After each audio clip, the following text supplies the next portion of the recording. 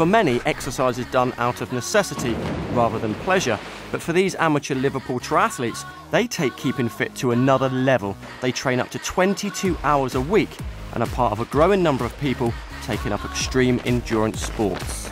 I train roughly 6 days a week, and it could be anywhere from 2.5 hours a day to sometimes even 2 sessions a day. We enter a lot of races, and on each occasion basically try to beat the time that you got previously. Sometimes I run to work, sometimes ride to work, sometimes swim on the way in, be the first person in the pool. As a professional athlete, I've always pushed myself to my absolute limits and often beyond that pain barrier in search of peak performance and health. But now I'm a little bit concerned. New research suggests that if you actually train too hard, you can do yourself more harm than good. A recent study showed that doing extreme endurance exercise could cause irreversible damage to the heart. It's thought that repeated prolonged exercise can cause small areas of damage called fibrosis, which can affect the way the heart functions.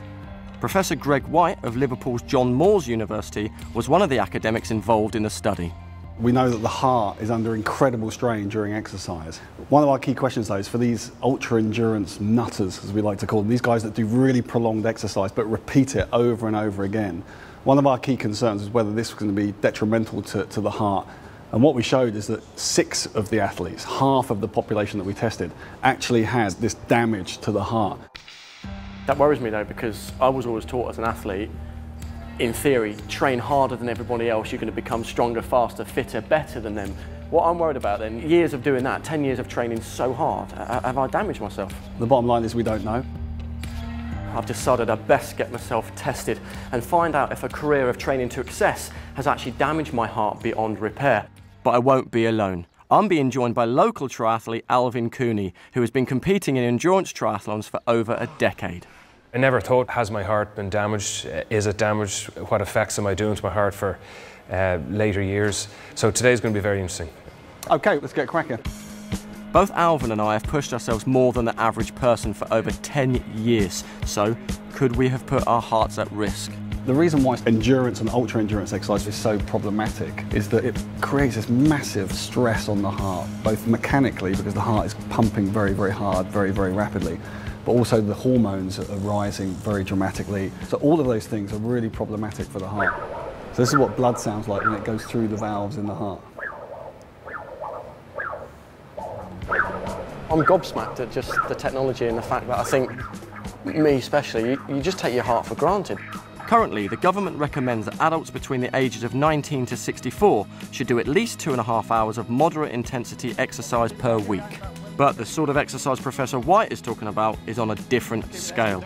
Endurance exercise can take the heart rate to an extremely high level when done over a prolonged period. The heart is beating very, very fast, 175 beats per minute now, but also it's beating very forcefully to overcome the increase in blood pressure that we get during exercise. And it's actually during this period of time where it's under the greatest stress, and if there is a problem with the heart, we're going to see it. I'm properly nervous because taking this test I think it's going to be a complete eye-opener for me. And we're going to stop, 3, 2, 1, and stop. Consultant cardiologist Professor John Summeroo specialises in sports and exercise medicine. He's worried about the big increase of middle-aged men undertaking endurance sports. Men over the age of 35, the commonest cause of sudden death is actually coronary artery disease, which are heart attacks. If somebody does have multiple risk factors for coronary disease, and age is a risk factor unfortunately, if you do have high blood pressure, high cholesterol, diabetes or a smoker, you should really be seeing your doctor to make sure that you are well enough to undertake one of those events. Now it's your turn.